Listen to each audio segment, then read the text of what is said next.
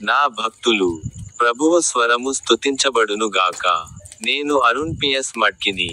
మీ అందరికీ ధన్యవాదాలు. ఈ రోజు ఏప్రిల్ 9వ రోజు. ఇది 2025 సంవత్సరంలో 4వ నెల. జార్ఖండ్ రాష్ట్రంలోని లోహర్దగా జిల్లాలోని దేవదారియా గ్రామ అడవుల్లో ఈరోజు 2వ రోజు. ఈ అడవుల్లో తిరుగుతూ చల్లని గాలి వీచే రూపంలో ధరించండి. ఆయన చెప్పిన మాటలలో ఒకటి బైబిల్ వచనం ఆధారంగా చెప్పబడింది. మొదటి తెస్సలోనికయుల సువార్త 5వ అధ్యాయం 15వ వచనం ఇలా చెబుతోంది.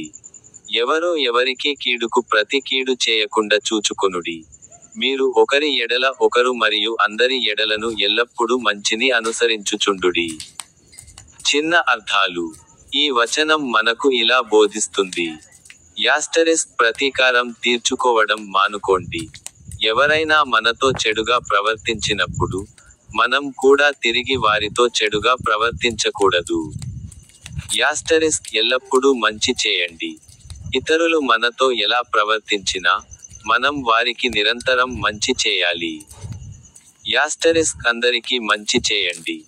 మన మంచితనం యొక్క పరిధి మన స్నేహితులకు లేదా ప్రియమైన వారికి మాత్రమే పరిమితం కాకూడదు, కానీ మనం అందరితో మంచిగా ప్రవర్తించాలి. మీ అందరికీ హృదయపూర్వక శుభాకాంక్షలు. ఇప్పుడు నా యూట్యూబ్ ఛానెల్లోని స్టింగ్ బటన్పై క్లిక్ చేయడం మర్చిపోవద్దు.